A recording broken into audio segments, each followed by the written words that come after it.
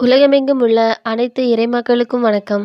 நீங்கள் புதுசாக எங்கள் வீடியோ பார்க்கறதா இருந்தால் கீழே இருக்கிற சப்ஸ்கிரைப் பட்டனை ப்ரெஸ் பண்ணிவிட்டு பக்கத்தில் இருக்கிற பெல் ஐக்கானையும் கிளிக் பண்ணிக்கோங்க. அப்போ தான் நாங்கள் புதுசாக போடுற வீடியோவோட அப்டேட் உங்களுக்கு கிடைக்கும். வாங்க இப்போ வீடியோக்குள்ளே போகலாம். பொதுக்காலம் 14ஆம் ஞாயிறு 7/7/2024. திருப்பலி முன்னுரை. வலுவின்மையில் வல்லமை பெறுவோம். இறையேசுவில் இனியவர்களே, இன்று தாய் திரு அவையானது பொதுக்காலம் 14ஆம் ஞாயிறை சிறப்பித்து கொண்டிருக்கிறது.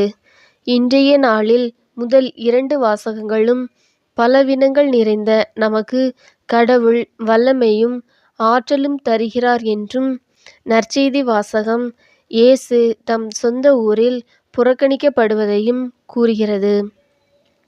இயேசு அரச குடும்பத்தில் பிறப்பார், பல வியத்தகு செயல்களை செய்து வழிநடத்துவார் என்று யூதர்கள் எதிர்பார்த்தனர். ஆனால் இயேசு எளிய குடும்பத்தில் பிறந்தார். இறைவார்த்தையை தம் சீடர்களோடு சென்று போதித்தார்.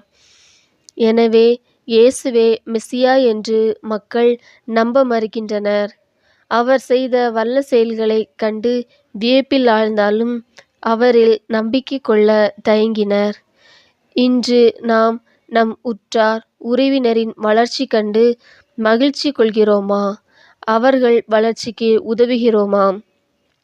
உன்னைப் போல் உனக்கு அடுத்திருப்பவரையும் அன்பு செய் என்கிறார் இயேசு. இயேசுவின் வார்த்தையை வாழ்வாக்குவோம். இறை நம்பிக்கை கொள்வோம். இறையாசீர் பெறுவோம். முதல் வாசகம் எசேக்கியேல் நூலிலிருந்து வாசகம். அதிகாரம் 2, இறைவார்த்தைகள் 2 முதல் 5 முடிய. முதல் வாசக முன்னுரை.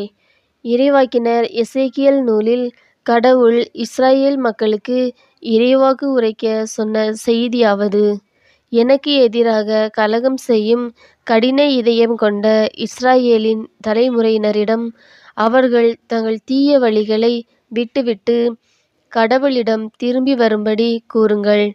கடவுளில் நம்பிக்கை கொண்டு அவர் அன்பில் வாழ வேண்டும் என்று கூறும் வாசகத்தை கேட்போம். இரண்டாம் வாசகம். திருத்தூதர் பவுல் கொரிந்தியருக்கு எழுதிய 2ஆம் திருமுகத்திலிருந்து வாசகம்.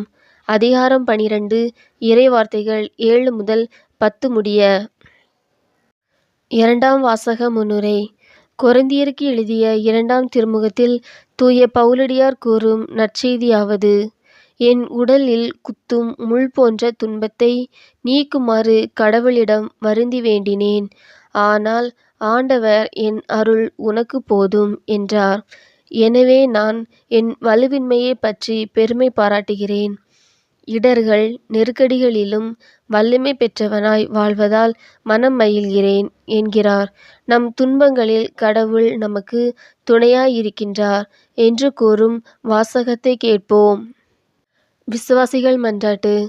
திரு அவையை வழிநடத்தும் அன்பு இறைவா, எங்கள் திருத்தந்தை, ஆயர்கள், அருள்பணியாளர்கள், அருட்சகோதரிகள், துறவிகள் அனைவர் மீதும் உமது ஆசீரை பொழிந்தருளும்.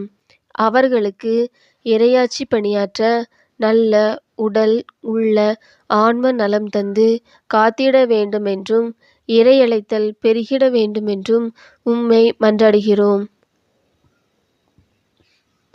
உலகம் அமைதியுடன் வாழ விரும்பும் அன்பு இறைவா, உலகெங்கும் வாழும் மக்களையும் மக்கள் தலைவர்களையும் உமது அருளால் நிரப்பியருளும். மக்கள் தலைவர்கள் பாரபட்சமின்றி அனைத்து மக்களும் நல்வாழ்வு பெற உழைத்திட வேண்டுமென்று உம்மை மன்றாடுகிறோம். அருளின் ஊற்றே அன்பு இறைவா, எசேக்கியேல் இறைவாக்கினர் தூய ஆவியை பெற்று வன்மையை கொண்ட இஸ்ராயேல் மக்களுக்கு இறைவாக்கு உரைத்தது போல தூய ஆவியை பெற்றுள்ள நாங்களும் எங்கள் வாழ்வால் கிறிஸ்துவை பிரதிபலிக்கும் நன்மக்களாய் வாழ வேண்டும் என்று உம்மை மன்றாடுகிறோம். வாழ்வின் வழிகாட்டியாம் அன்பு இறைவா, எங்கள் குடும்ப உறுப்பினர்கள் ஒவ்வொருவரையும் உமது ஆசீரால் நிரப்பியருளும். குடும்ப தலைவரும் தலைவியும் குழந்தைகளுக்கு நல் வழிகாட்டிகளாகவும் அன்பை கொடுப்பவர்களாகவும் விளங்க வேண்டும் என்று முதியோர்கள் நோயாளிகளுக்கு உதவி செய்யும் நல் சேவகர்களாக விளங்கிட வேண்டுமென்றும் உம்மை மன்றாடுகிறோம். வாழ்வளித்து காப்பவரே அன்பு இறைவா, இன்றைய நாள் திருப்பலியை சிறப்பிக்கும் இறை மக்களையும் எம் பங்கு மக்கள் அனைவரையும் ஆசீர்வதித்து அருள் நலமும் பொருள் நலமும் உடல் நலமும் தந்து காத்திட வேண்டுமென்றும் அன்பில் ஒன்றுபட்டு வாழ வேண்டும் என்றும் உம்மை மன்றாடுகிறோம். ஆமேன். உங்களுக்கு எங்கள் வீடியோ பிடிச்சிருந்துன்னா லைக் பண்ணுங்கள், கமெண்ட்ஸ் பண்ணுங்கள், உங்கள் உறவினர்களுக்கும் நண்பர்களுக்கும் ஷேர் பண்ணுங்கள். நன்றி.